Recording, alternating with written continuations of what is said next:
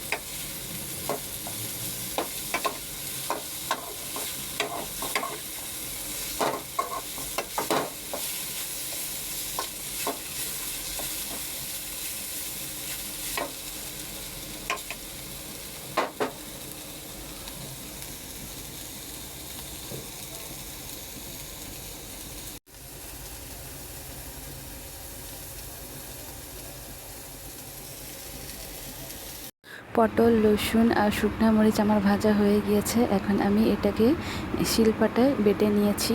খুব সুন্দর একটা চাটনির রেসিপি। এখন আমি এটাকে গরম গরম রুটি দিয়ে খাবো। বানিয়ে খাবেন, অ্যান্ড কেমন হলো আমাকে জানাবেন। অবশ্যই আমার ভিডিও দেখে কমেন্টস করবেন। ধন্যবাদ ভিডিও দেখে পাশে থাকার জন্য। থ্যাংক ইউ সবাইকে।